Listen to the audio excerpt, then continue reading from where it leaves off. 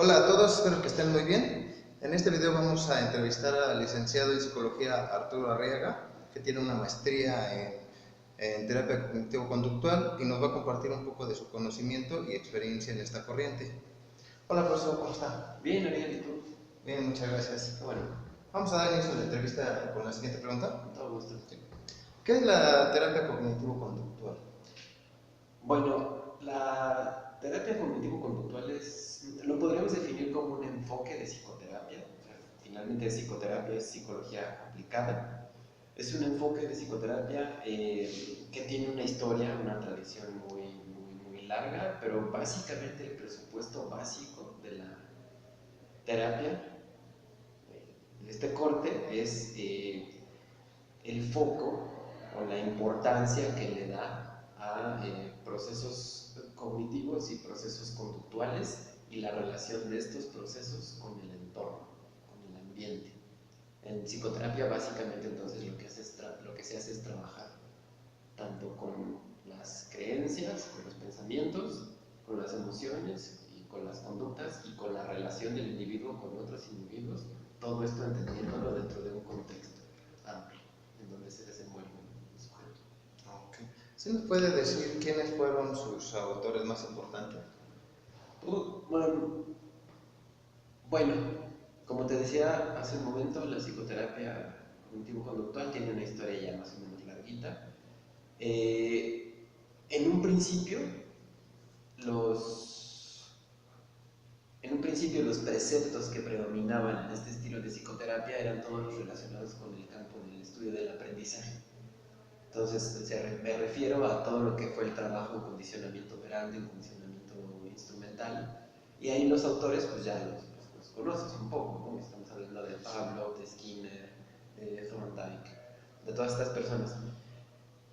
Ellos específicamente no se enfocaron en psicoterapia, pero los principios de aprendizaje que ellos establecieron, que ellos estudiaron, hubo otros autores que llegaron y los adaptaron para el tratamiento de conductas desadaptativas. En un principio se podría decir a muy grosso modo que así surgió la psicoterapia cognitivo-conductual. Lo que importaba al principio mucho era modificar la conducta. Y ahí tenemos a muchos autores, por ejemplo, Kasdin, que hacía trabajo de modificación de conducta.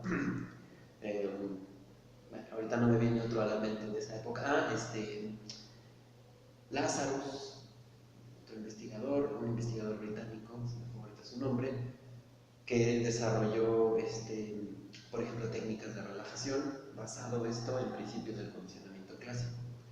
Posteriormente hubo otros autores que fueron añadiendo elementos de análisis, sobre todo elementos de tipo cognitivo, y otros elementos de tipo más relacional. Y ahí te puedo hablar a lo mejor de Albert Ellis, a lo mejor de Aaron Beck.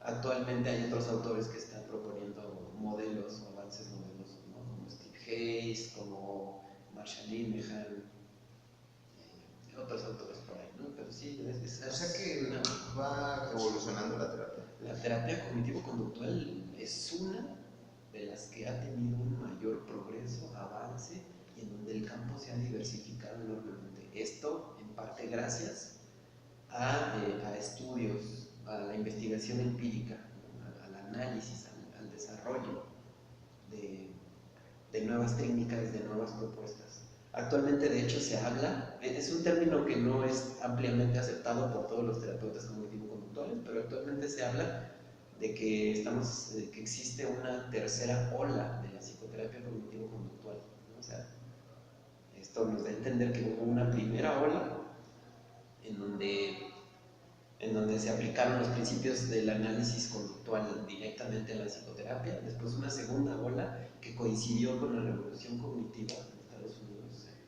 estoy hablando de los 60, mediados de los 60, 70, donde entró Albert Ellis, donde entró Aaron Beck, y ahorita estamos hablando de una tercera ola de la psicoterapia cognitivo-conductual, en donde ya hay desarrollos teóricos muy interesantes y donde hay sí, está ocurriendo una diversificación de los tratamientos muy interesante, ¿no? Que se está moviendo, eh, sobre todo que se basa mucho en la aplicación. se basa mucho en la investigación. Entonces hay que estar al pendiente y estar actualizándose. Sí, sí, ahorita ya hay que estar actualizando. Un terapeuta cognitivo-conductual ahorita no es lo mismo de no hace 10 años. ¿Y esta terapia la imparte un psicólogo y un psiquiatra? Pues fíjate que hasta donde yo he visto, la mayoría de los interesados en este tipo de psicoterapia han sido psicólogos. Todavía hay psiquiatras que se están interesando mucho por la aplicación de estos conceptos, pero personalmente, aquí ya es una cuestión a lo mejor un poco más de opinión personal, quiero aclararlo. Creo que el mejor aprovechamiento es entre psicólogos, precisamente porque requiere el entrenamiento específico, requiere conocimientos previos de todas estas cosas que te acabo de decir, ¿no? O sea, un psicólogo está formado desde la base teórica, ¿no? Desde los clásicos, desde entender lo que es el condicionamiento clásico, lo que es el condicionamiento instrumental, todos estos aspectos de la teoría cognitiva, todo el trabajo de Vygotsky, de Piaget, todo esto que está muy relacionado con lo cognitivo, y pues es formación que sí tiene un psicólogo. ¿Y un psiquiatra? Un psiquiatra a veces no. Un psiquiatra finalmente es un médico. Entonces los psiquiatras son muy buenos en cuestiones fisiológicas, los psiquiatras son muy buenos en cuestiones a lo mejor de diagnóstico, a lo mejor son más apegados a la clasificación de trastornos, por ejemplo el DSM-4, a estas cuestiones de psicopatología, pero la parte psicológica, la parte digamos, la parte de la formación más humanista, si lo quieres ver así, a ellos no la tienen tanto. De hecho, tengo una experiencia personal, tenía una compañera en donde estudié la maestría que era psiquiatra. Y sí, era frecuente que había cosas que no entendía, ¿no? Que luego se acercaba a nosotros, a otros compañeros psicólogos y a mí, para que le platicáramos, para que le explicáramos un poquito, porque de repente no entendía cosas como pues, qué era el condicionamiento, qué era o cómo entendíamos nosotros cierto tipo de respuestas, cómo se hace un análisis funcional, por ejemplo, que es algo que es bien importante entender cuando estudias a fondo los principios de análisis conductual, por ejemplo. O sea que un psiquiatra, para poder aplicar la terapia cognitivo-conductual, tendría que prepararse también de una forma un poco en la psicología. Pues digamos que le vendría bien. Que le va a costar trabajo entender los procesos. Sí, la mayoría de los terapeutas cognitivo-conductuales que yo he conocido son psicólogos. No hay más, no hay.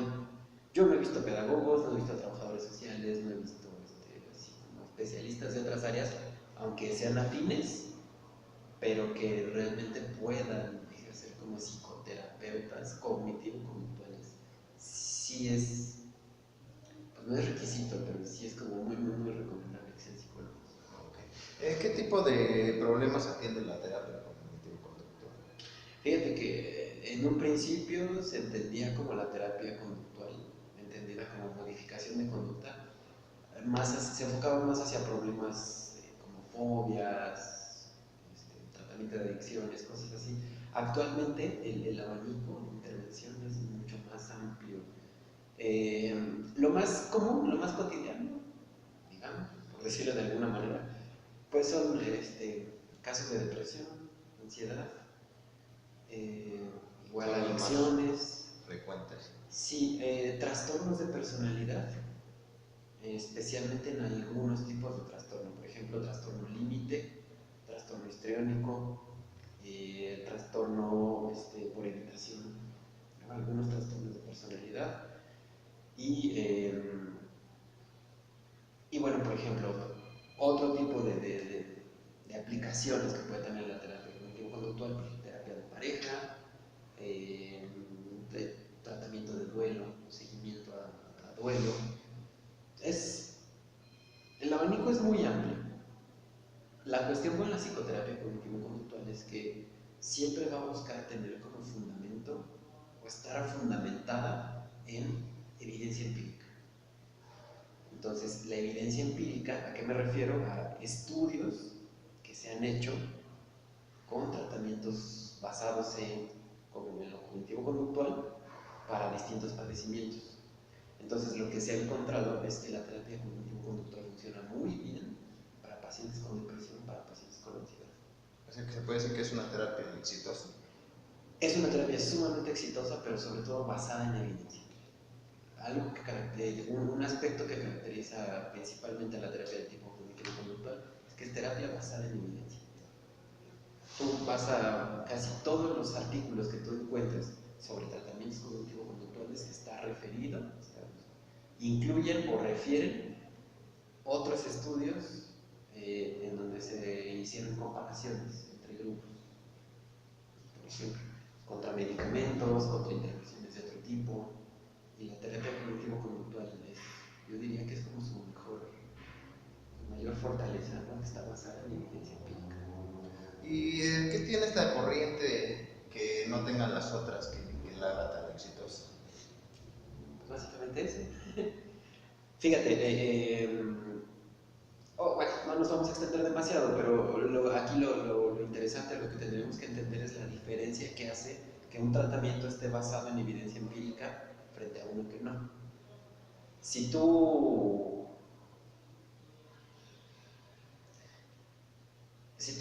recuerdas un poco estas cuestiones de metodología, sabes lo importante que es, por ejemplo, que en un estudio tengas grupos experimentales, grupos control, etcétera, etcétera. Este tipo de cuestiones metodológicas no se dejan de lado en la psicoterapia cognitivo-conductual, al contrario. Este tipo de psicoterapia se apoya mucho en un ejercicio científico, en un ejercicio riguroso de control de variables. Entonces, esto da como resultado que sean psicoterapias basadas en evidencia empírica. Un psicoterapeuta cognitivo-conductual va a llegar y te va a decir: voy a aplicar este tratamiento para pacientes con depresión, pero no me lo saqué de la manga. Todo está planeado y todo está dispuesto de esta manera porque ya fue probado antes con otros grupos de pacientes con el mismo padecimiento o bajo las mismas condiciones, ¿no? Entonces, esta condición de prueba, de verificación, de corrección de errores, que es propio de la ciencia misma, es la principal fortaleza de las terapias cognitivo-conductuales. Estas terapias están basadas en evidencia. De hecho, así se les conoce, psicoterapias basadas en evidencia. Okay. Ya nos referimos más a las sesiones. ¿Cuántas sesiones de entrevista se dan a una persona que acude? Depende, fíjate que depende mucho. Lo que se hace es muy usual en las psicoterapia cognitivo-conductuales que se establezcan objetivos. Junto con el paciente, normalmente lo que el terapeuta hace es establecer un objetivo. El objetivo no es el que tiene el terapeuta, es el que es de acuerdo a la necesidad del paciente, ¿no? Esto lo aclaro porque luego los detractores de la terapia cognitivo-conductual piensan que es demasiado directiva. No, la psicoterapia cognitivo-conductual se adapta a las necesidades del paciente y al punto al que quiero llegar es que una de las primeras cosas que tú tienes que hacer en una sesión de psicoterapia, en un trabajo psicoterapéutico de corte cognitivo-conductual, es acordar con el paciente qué objetivos tiene o qué expectativas tiene de la psicoterapia. Entonces, por ejemplo, la reducción de síntomas. Imagínate un ansioso, un depresivo. Te va a decir: bueno, es que ya no salgo de mi casa. Entonces, entonces, ¿qué te gustaría? Salir de mi casa, poder hablar con la gente, poder relacionarme mejor, poder tener encuentros más satisfactorios con otras personas. Entonces se establece un objetivo de manera general y a lo largo de las sesiones se van ajustando las técnicas para que se cumpla ese objetivo y en cierto número después de cierto número de sesiones se evalúa si el objetivo se ha alcanzado, si se han logrado cambios, si se ha visto algún tipo de mejora, por decirlo de algún modo. Es decir, qué tan cerca o lejos se está del objetivo. Entonces no hay un número exacto de sesiones, lo que hay es un número de sesiones en el cual se hace una evaluación. Entonces eso ya depende un poco del tratamiento y del psicoterapeuta.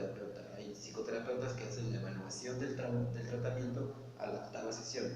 Hay otros que lo hacen a la 12ª sesión, otros que lo hacen a la sesión 16, por ejemplo.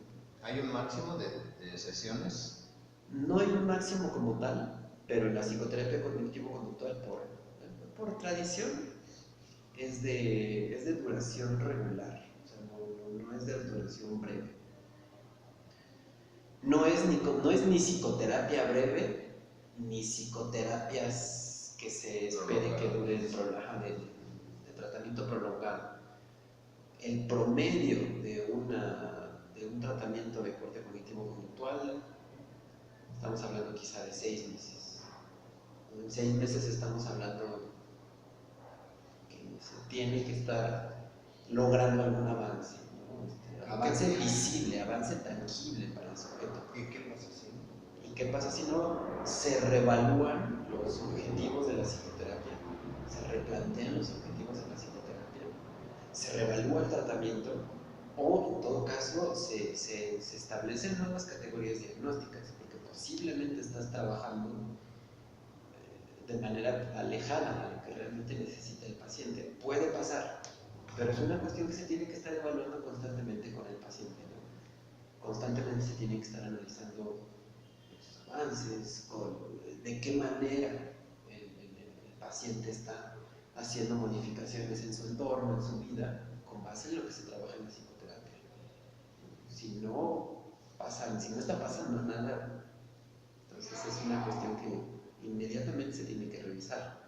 En la psicoterapia cognitivo-conductual no te quedas esperando a que el paciente haga insight, por ejemplo, ¿no? A que transcurran las sesiones, el paciente hable y a través de la interpretación que tú le regresas, el paciente logre el insight. No esperas a eso. Tratas de ser un poco más directivo, tratas de propiciarlo, tratas de generar que el cambio se vaya gestando poco a poco al ritmo del paciente, pero sí que se vaya viendo algún cambio, ¿no? La terapia cognitivo-conductual no es tanto de estar a la expectativa, es un poco más directiva.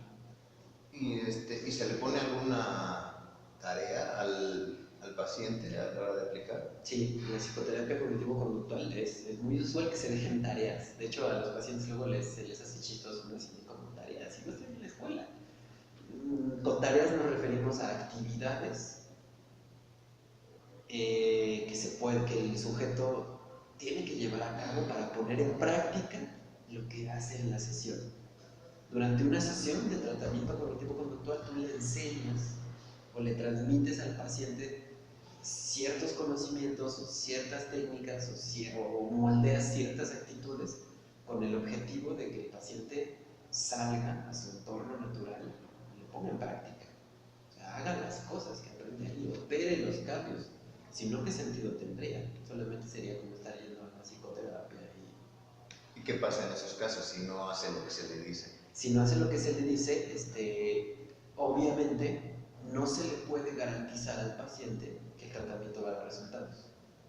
O sea, si el paciente no hace la tarea, por así decirlo, es como en la escuela, ¿no? Si no haces la tarea, pues el maestro no te puede garantizar que aprendas, ¿no? Es algo parecido. Si el paciente no se compromete con un cambio de vida, con un cambio de hábitos, el psicoterapeuta no le puede garantizar que se van a cumplir los objetivos que se plantearon. No le puede garantizar que se va a sentir mejor, no le puede garantizar que se va a llevar mejor con la gente, no le puede garantizar que haya cambios en su vida.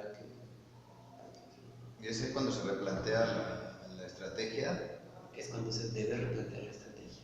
Quizá hay algunos otros factores del ambiente del paciente que el terapeuta no está tomando en cuenta, que están interfiriendo. Algunas variables, algunas formas de relacionarse, algunos viejos hábitos que el paciente no sabe de repente cómo superar. Entonces replanteas la estrategia, propones nuevas actividades, todo siempre basado en la necesidad del paciente. Y se puede que el paciente diga, no, pues hoy quiero tratar tabaquismo. Y en 15 días dice, no, mejor quiero tratar, no sé, fobia a tal cosa. Sí, en general sí se vale. No es tan simple. Cuando un paciente llega a la sesión, normalmente no lo hace con una sola demanda. normalmente llega con 2 o 3 problemas, ¿no? O sea, llega y te dice, es que tengo problemas en el trabajo, tengo problemas con mi esposa y estoy bebiendo mucho.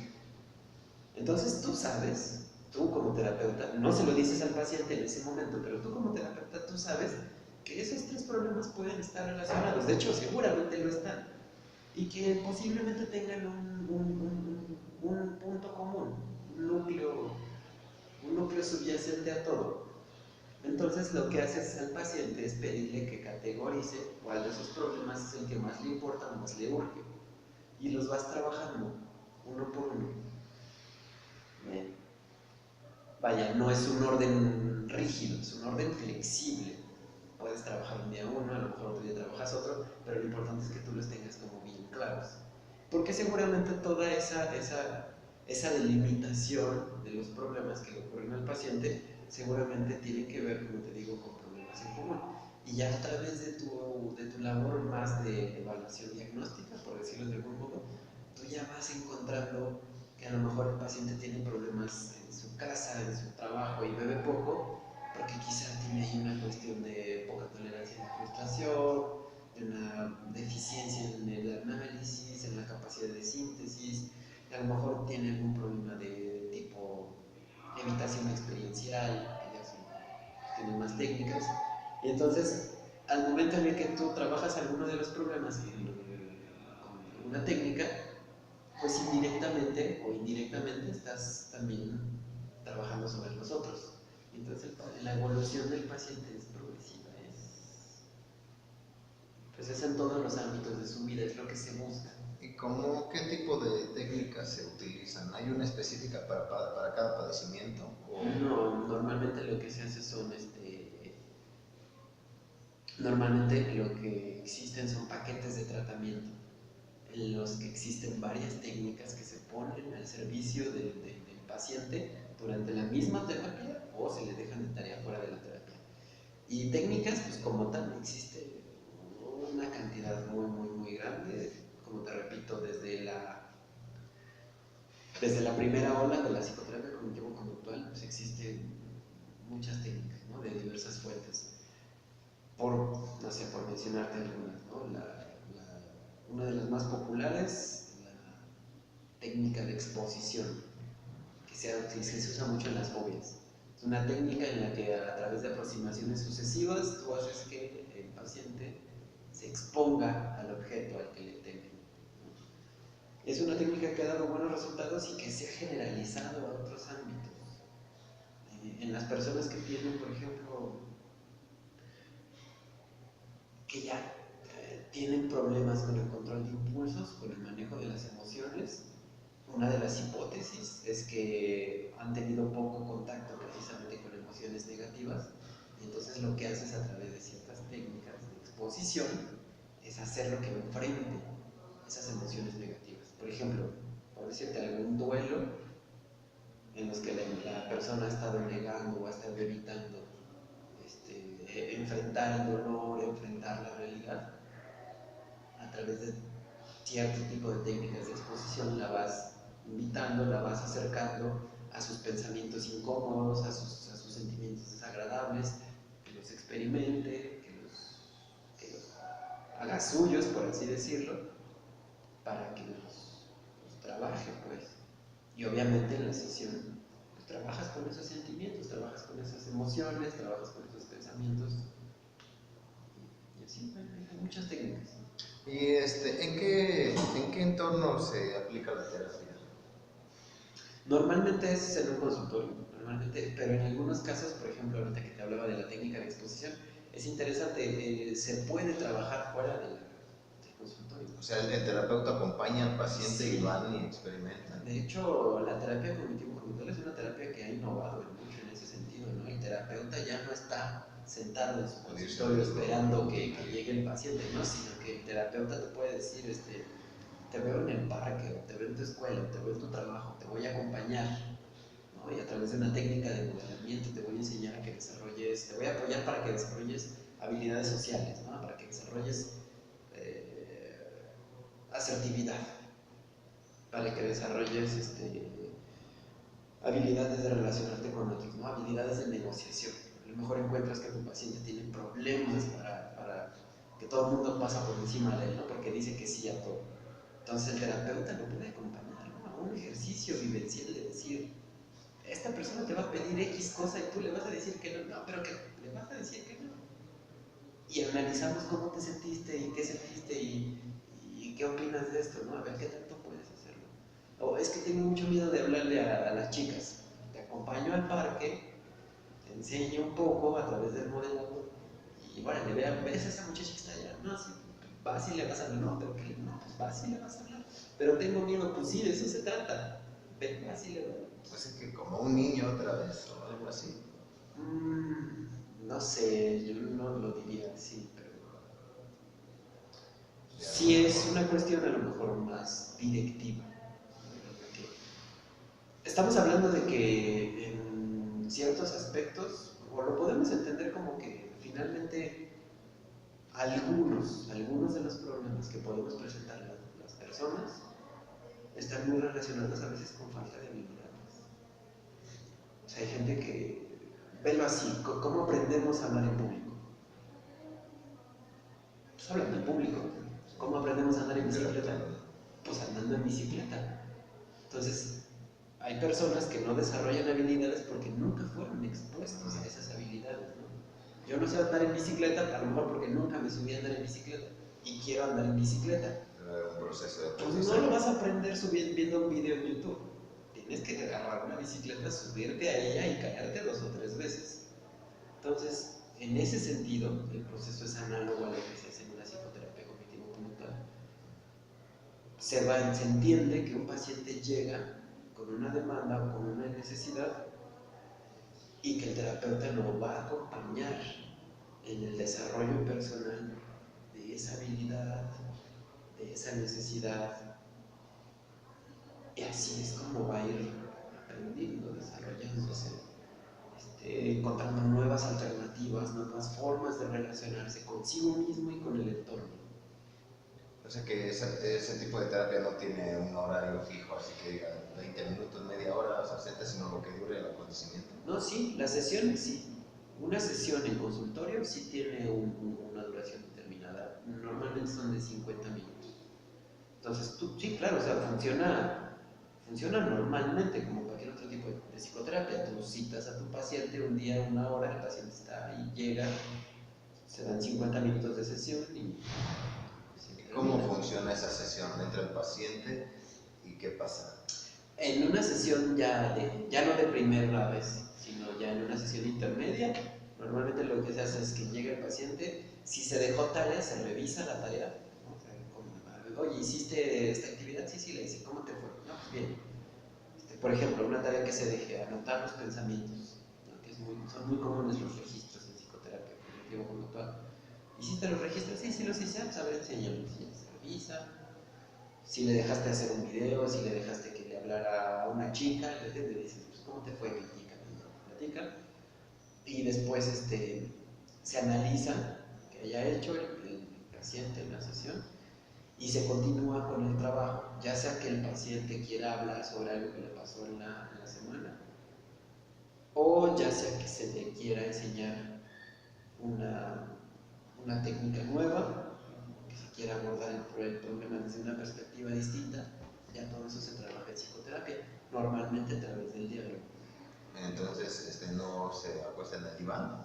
No existe el diván. ¿No existe el diván en la terapia? No, cara a cara, así como estamos hablando tú ahorita.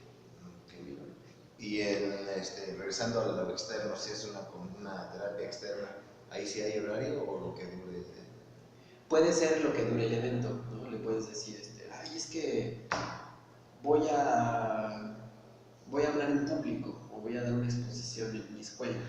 Entonces, el terapeuta puede acompañar al paciente, ya estando ahí le puede enseñar una técnica de relajación, puede hablar con él, puede ser un proceso de reestructuración cognitiva, por ejemplo, que es otra técnica, y ya no, lo acompaña un rato, a lo mejor está ahí viendo cómo se desempeña y ya, después se retira. Y en caso de honorarios, si en un consultorio se cobra tal cantidad por 50 minutos, en esos casos, ¿qué pasa? pues ya es a discreción del terapeuta. Normalmente está en función del tiempo. Incrementa un poco, ¿no? A lo mejor si estás 2 horas, a lo mejor si estás con el paciente 2 horas, pues a lo mejor le cobras el equivalente a lo que le cobrarías 2 horas de sesión. Ya varía un poco del terapeuta y de los acuerdos a los que llegue con el paciente. ¿Y cómo saber si ya está dado de alta el paciente o cómo saber o cómo darlo de alta? Es una muy buena pregunta. El criterio simple, la respuesta simple es a través de la evaluación de los objetivos.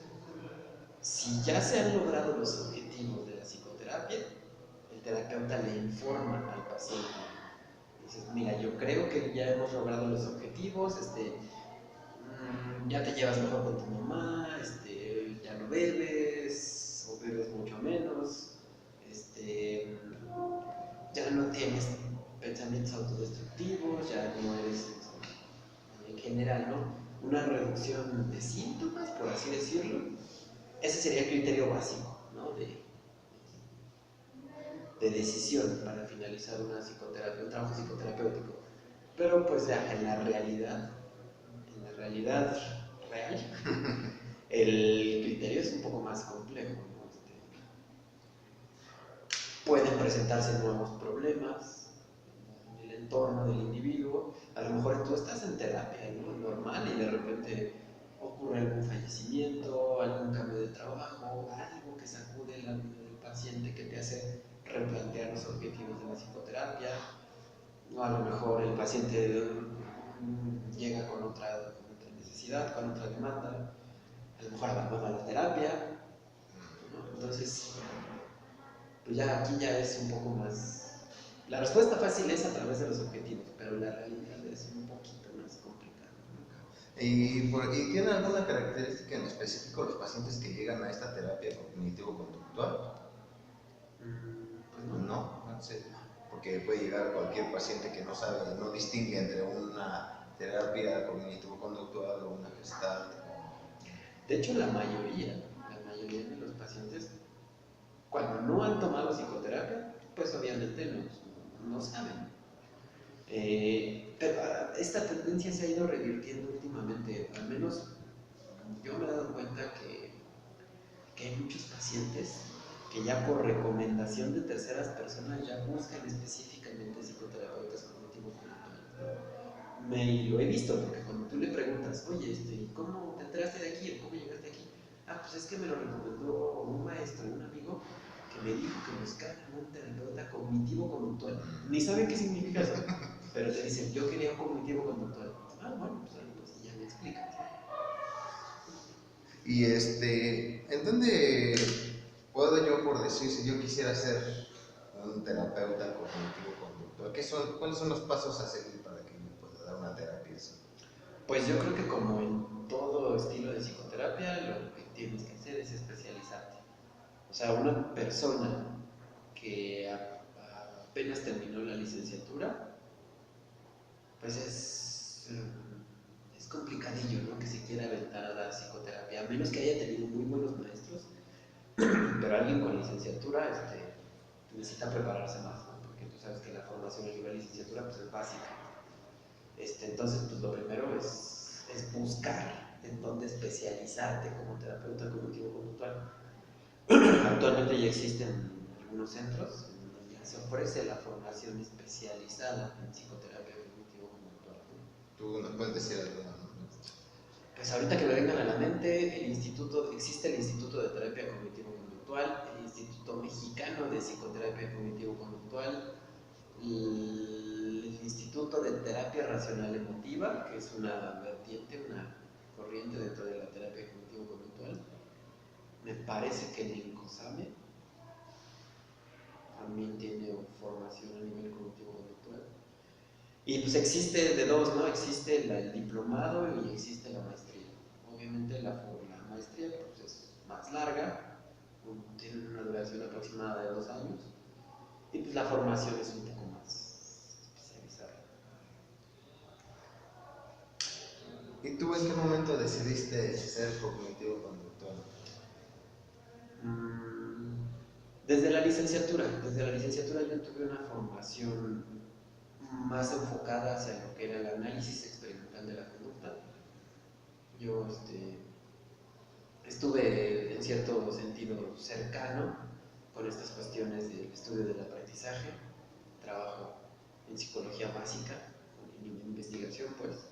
Entonces desde ahí me surgió como este interés por buscar alternativas en psicología apegadas hacia lo que es la verificación empírica, ¿no? Entonces cuando me enteré que existía un estilo de psicoterapia que se acoplaba con esta ideología, ¿no? de buscar, de basarse en la investigación